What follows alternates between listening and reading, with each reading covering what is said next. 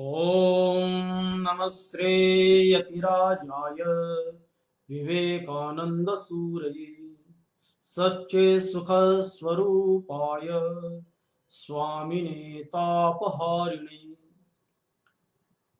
आज के इस व्यक्तित्व विकास शिविर में जुड़े हुए आप सभी को मेरा सादर नमस्कार।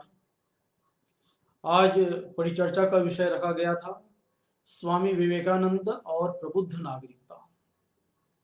इस विषय पर हमारे युवा वक्ताओं ने इसके व्यवहारिक पक्ष पर बहुत ही सुंदर ढंग से अपने विचार रखे।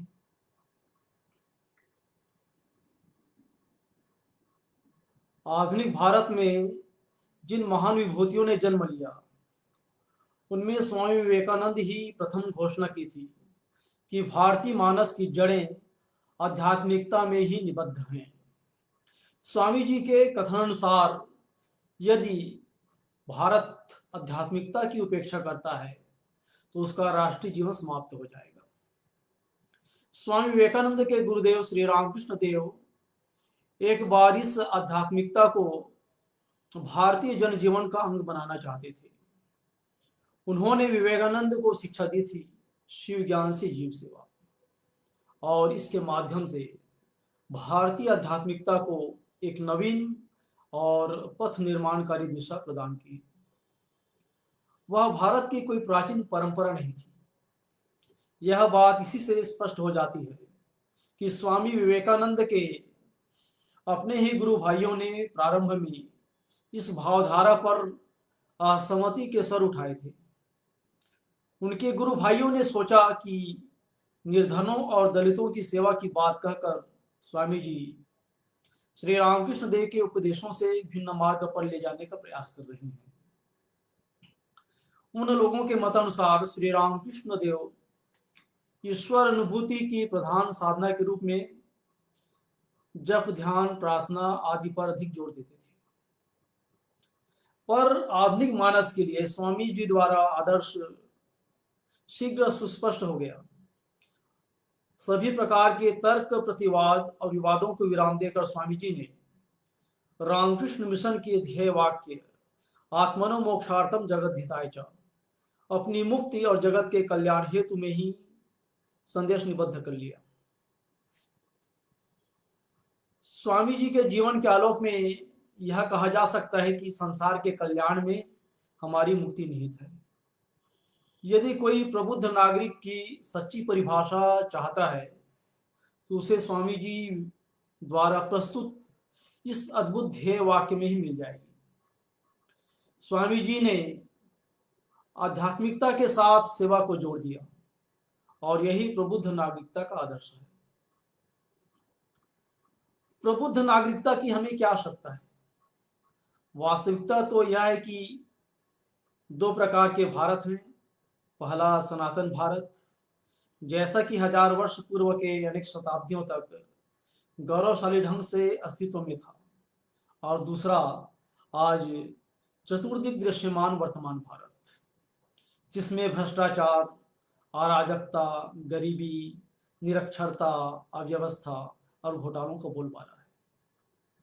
पूर्व के सनातन भारत की पुनः स्थापना के लिए हमें प्रबुद्ध नागरिकों की आवश्यकता है।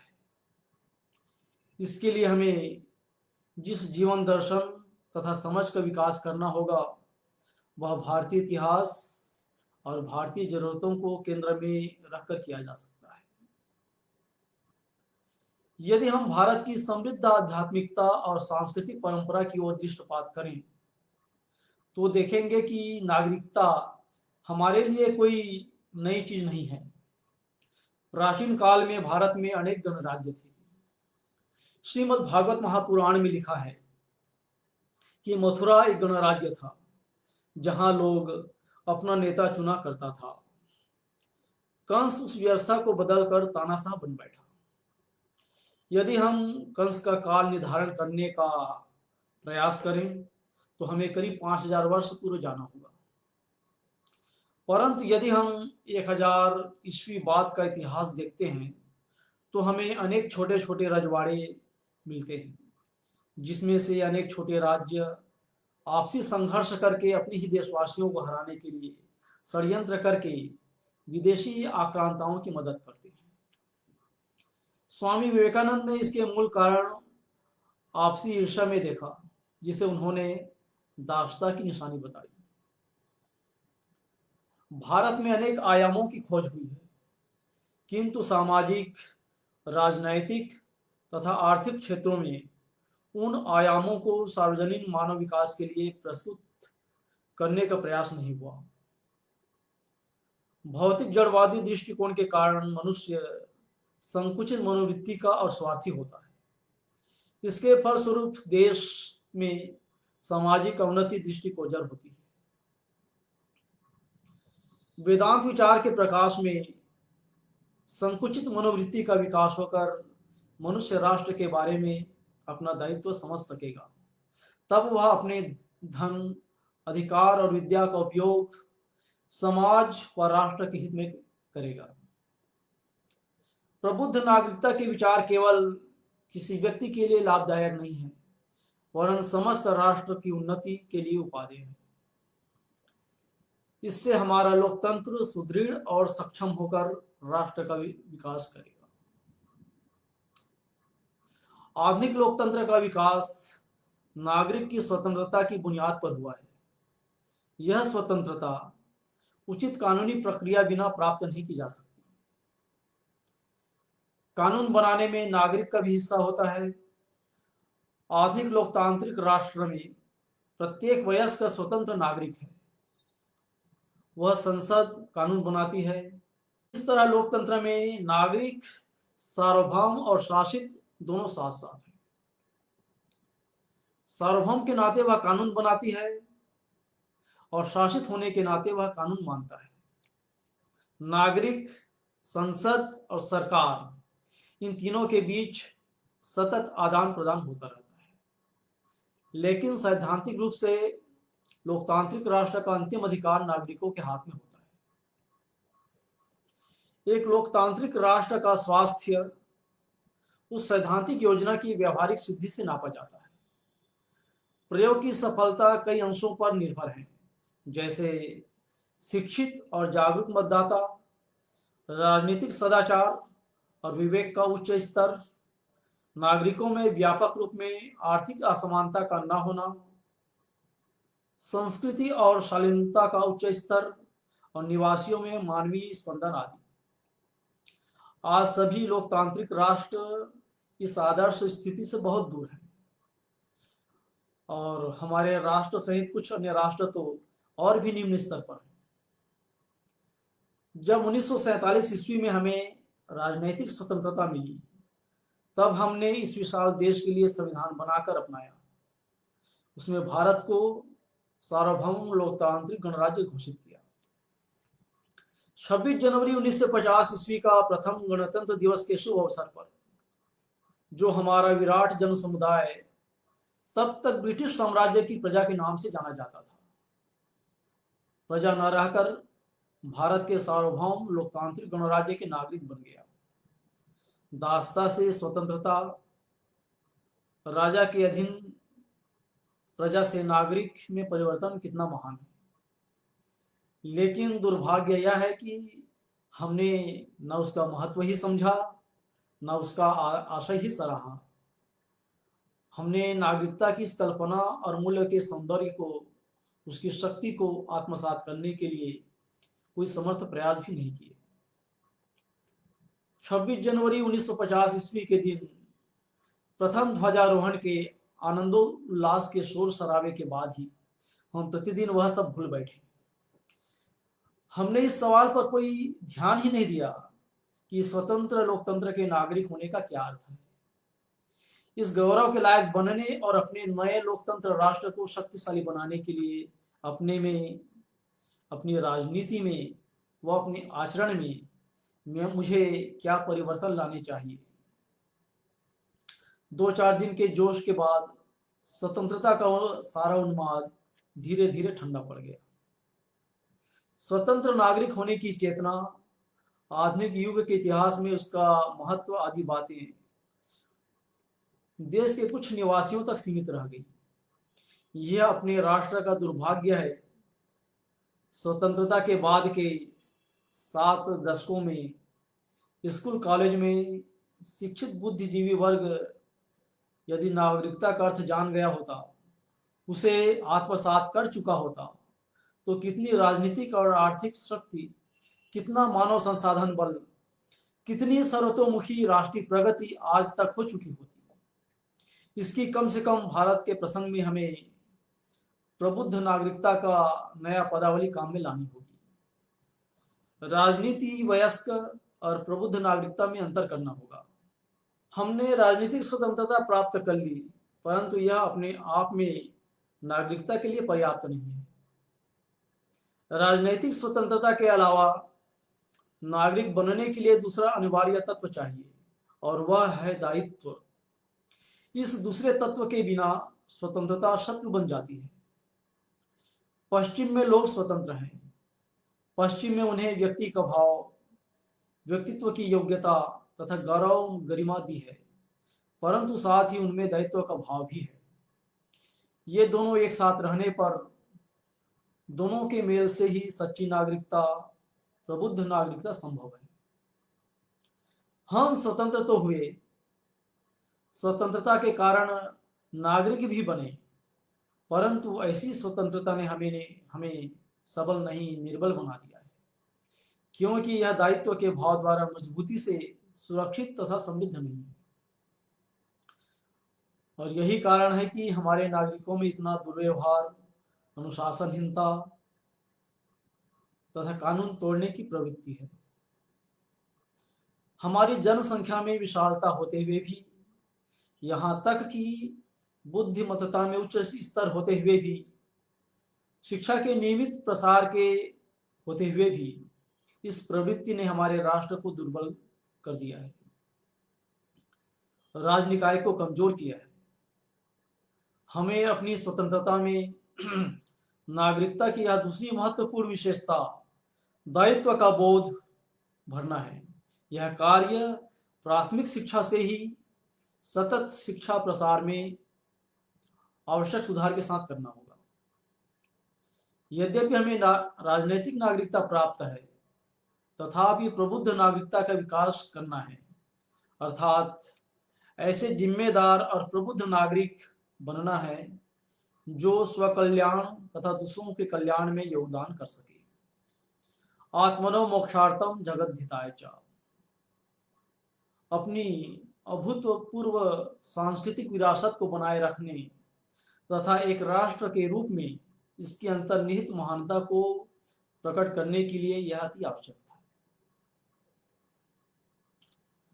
स्वामी विवेकानंद का चरित्र और साहित्य प्रबुद्ध नागरिकता और उनकी गहन संवेदना के परिचायक दृष्टांतों से भरा पड़ा है।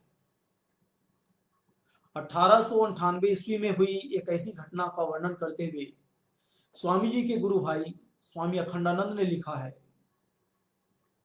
स्वामी जी ऐसे ही आनंदमय पुरुष थे। सहसा एक दिन वे गंभीर हो गए। दिन भर उन्होंने न कुछ खाया, न किसी से कोई बातचीत की। तत्काल चिकित्सक को बुलाया गया, पर वे भी रोग पता नहीं लगा सके। स्वामी जी दिन भर तकिए पर सिर रखे पड़े रहे। तभी मैंने सुना कि कलकत्ते में प्लेग की महामारी फैलने के कारण वहां की 3/4 जनता महानगर को छोड़ चुकी है, और इसी कारण स्वामी जी इतने गंभीर हो गए। स्वामी जी ने उस समय कहा, यदि हमें सब कुछ बेचना पड़े तो भी हमें लोगों की सेवा करनी है। हम तो केवल वृक्ष के नीचे रहने वाले परिव्राजक सन्यासी हैं, हम पेड़ के नीचे रह लेंगे। 3 मई को स्वामी जी कलकत्ता पहुंचे। यद्यपि उनका स्वास्थ्य ठीक नहीं था, उन्होंने सोचा देशवासियों की कैसी मदद की जाए। जनता प्लेग और उससे जुड़े सरकारी आदेशों से घबराई हुई थी। कलकत्ता में मानो एक ही तूफान आने वाला था। लोग घबराकर भाग रहे थे। दंगा रोकने के लिए सेना बुलाई जा चुकी थी। स्वामी जी ने तत्काल स्थिति की गंभीरता को भांप लिया और बेलूर मठ में आते ही उन्होंने बंगला और हिंदी में प्लेग निवारण का घोषणा पत्र तैयार किया। पीड़ित लोगों की मदद हेतु वे तुरंत राहत कार्य शुरू करना चाहते थे। जब एक साधु ने पूछा, स्वामी जी धन कहाँ से आएगा, इस पर सहसा अपना कठोर निर्णय सुना दिया। क्यों? जरूरत हुई तो हम बेलूर मठ की नई खरीदी गई जमीन को बेच डालेंगे। सौभाग्यवश ऐसा गंभीर कदम उठाने की जरूरत नहीं पड़ी, क्योंकि बाद में आर्थिक सहायता आने लगी थी। दूसरों के कष्टों के प्रति तीव्र संवेदना उनकी इस उक्ति से पता चलती है।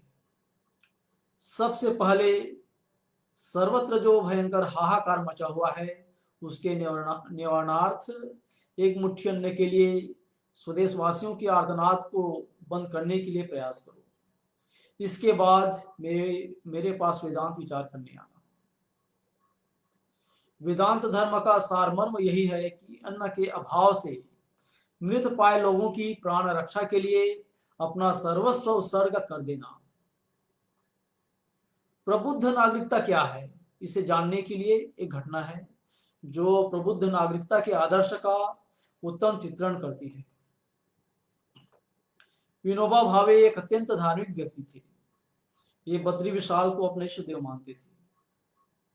उन्होंने बद्रीनाथ की कई बार यात्रा की। एक बार काफी वृद्ध होने पर भी वे बद्रीनाथ गए। उन दिनों यह यात्रा बहुत दुर्गम थी, वहां सड़कें नहीं थी। उस समय पैदल ही पहाड़ों की चढ़ाई करनी पड़ती थी। वहां जाते हुए एक जगह विनोबा भावे ने देखा कि कुछ मजदूर सड़क पर काम कर रहे थे। सड़क बनाने के लिए पत्थर तोड़ रहे थे। उन्होंने एक मजदूर से पूछा, आप क्या कर रहे हैं? उस मजदूर ने उद्दंडता पूर्वक उत्तर दिया, क्या तुम देख नहीं रहे हो कि मैं पत्थर तोड़ रहा हूं? विनोबा जी ने पूछा, तुम पत्थर क्यों तोड़ रहे हो? मजदूर ने क्रोधित होकर कहा, पैसा कमाने के लिए, पेट भरने के लिए। थोड़ी दूर आगे जाकर विनोबा जी ने एक अन्य मजदूर से पूछा, क्या आप क्या कर रहे हैं? मजदूर ने उत्तर दिया, क्या आप देखते नहीं कि मैं पत्थर तोड़ रहा हूं? विनोबा जी के यह पूछने पर कि वे पत्थर क्यों तोड़ रहे हैं, उस मजदूर ने उत्तर दिया कि अपने परिवार के भरण पोषण के लिए पत्थर तोड़ रहा है।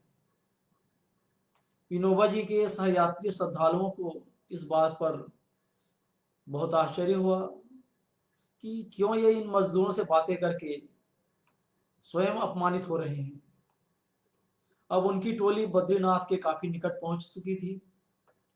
पत्थर तोड़ रहे एक अन्य मजदूर पर विनोबा जी की दृष्टि पड़ी। उन्होंने उसके पास जाकर पूछा, आप क्या कर रहे हैं? मजदूर ने बड़ी विनम्रता पूर्वक उत्तर दिया, बाबा जी मैं पत्थर तोड़ रहा हूं। जब विनोबा जी ने पूछा कि वह पत्थर क्यों तोड़ रहा है, तो उसने शालीनता के साथ उत्तर दिया, मैं यह सड़क इसलिए बना रहा हूं कि ताकि आप लोगों को बद्रीनाथ पहुंचने में अधिक कष्ट न उठाना पड़े।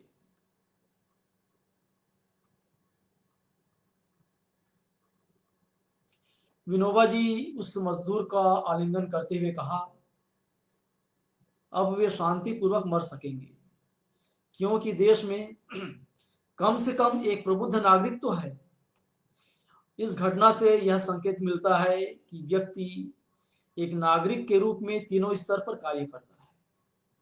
पहले स्तर पर वह मात्र अपने बारे में चिंता करता है। दूसरे स्तर पर उसके लिए परिवार की चिंता सर्वोपरि है। तीसरे स्तर पर अपने लिए कार्य करता हुआ परिवार का भी ध्यान रखता है। परंतु मन ही मन वह यह भी सोच रहा है कि उसके कार्य से दूसरों का भी कल्याण हो। पहला पहला स्तर पशु का है, दूसरा प्रबुद्ध पशु का, तीसरा दैवी स्तर का है। तो बात आती है कि प्रबुद्ध नागरिकों का निर्माण कैसे हो। प्रबुद्ध नागरिकों का निर्माण का कार्य जीवन के प्रारंभ से ही शुरू हो जाना चाहिए। यह हमारे पालन पोषण तथा शिक्षा का अंग बन जाना चाहिए। व्यक्ति का संपूर्ण रूपांतरण या कायाकल्प कोई आसान काम नहीं है। आंतरिक परिवर्तन कैसे घटित होता है? आदि शंकराचार्य कहते हैं कि यह क्रम अघातवत अर्थात दीर्घ काल में क्रमशः होता है। वे एक ऐसे श्रमिक का दृष्टांत देते हैं जो छेनी हथौड़ी द्वारा चट्टान को काटने का प्रयास कर रहा है।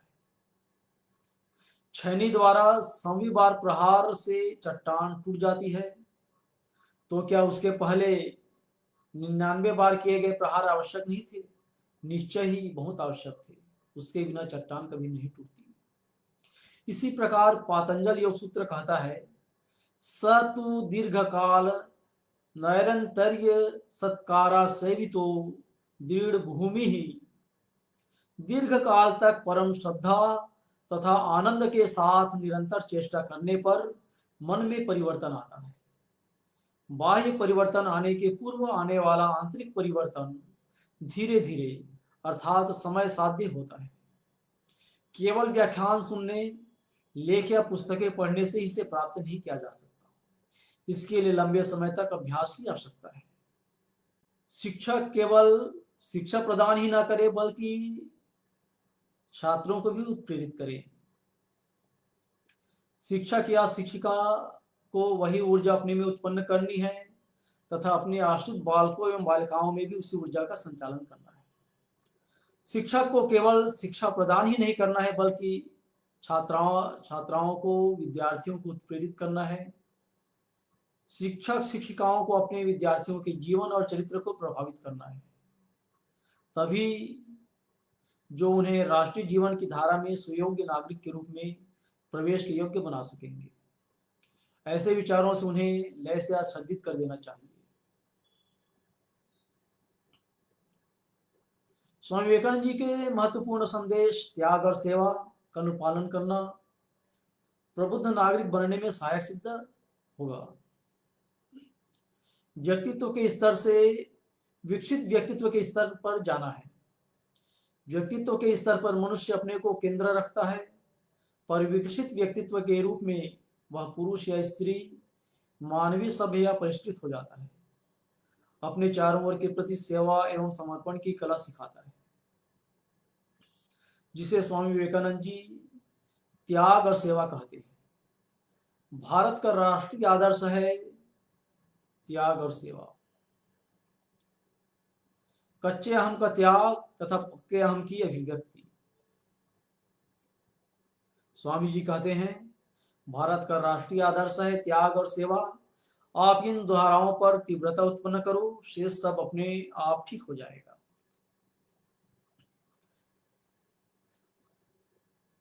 गीता के आलोक में प्रबुद्ध नागरिकता। गीता के अनुसार प्रबुद्ध नागरिकता में सन्निहित आध्यात्मिक विकास सभी प्रकार की सच्ची राजनीति एवं सच्चे धर्म में घनिष्ठ अंतर संबंध स्थापित करता है, और यही योग के अनुरूप जीवन दर्शन है। यही व्यापक बोधगम्य आध्यात्मिकता का विज्ञान और तकनीकी है। श्री कृष्ण ने गीता के एक महत्वपूर्ण श्लोक में मानव प्रगति के बारे में इस गहन सत्य को प्रकट करते हुए कहा है, सक्तः कर्मण्य विद्वांसो यथा कुर्वति भारत कुर्याद् विद्वांस तथा सक्तः चिकीर्षु लोक संग्रहम्। हे अर्जुन, कर्म में आसक्त हुए अज्ञानी जन जिस प्रकार स्वार्थ से प्रेरित होकर कर्म करते हैं, उसी प्रकार ज्ञानी जन का ऐसी आसक्ति से रहित होकर लोगों के कल्याण की इच्छा से कर्म करना चाहिए। यही पहली श्रेणी का व्यक्ति अविद्वान अर्थात प्राकृत है, अप्रबुद्ध है, तथा दूसरी श्रेणी वाला व्यक्ति विद्वान है, प्रबुद्ध है। जीवन तथा कार्य के प्रति शक्ति का उत्साह दोनों में है। पहली श्रेणी वाले व्यक्ति के लिए स्वार्थ सिद्ध अभिप्रेत है, परंतु दूसरी श्रेणी वाले में वह स्वार्थ एक गहन मानवीय अभिरुचि में प्रतिधारित आत्मसात किया हुआ तथा श्रेष्ठता में आगे बढ़ गया है। ट्रांसेंडेंट चिकीर्षु लोक संग्रहम, तथा यही आध्यात्मिक उन्नति है जो प्रबुद्ध नागरिकता में सन्निहित है। अब निष्कर्ष यह निकलता है कि प्रबुद्ध नागरिकता का यह विषय भारत में हमारे लिए न केवल राजनीतिक दृष्टि से बल्कि यह विषय सदाचरण एवं आध्यात्मिक दृष्टि से भी महत्वपूर्ण एवं अति प्रासंगिक है। स्वामी विवेकानंद जी द्वारा जो व्याख्यान दिए गए वेदांत अर्थात उपनिषद एवं गीता के दर्शन के आलोक में हमें यह अवसर एवं सुविधा प्राप्त है कि मानव जनसंख्या के 7वें भाग के समग्र मानवीय विकास के लिए भारत को एक विशाल मानव विज्ञानी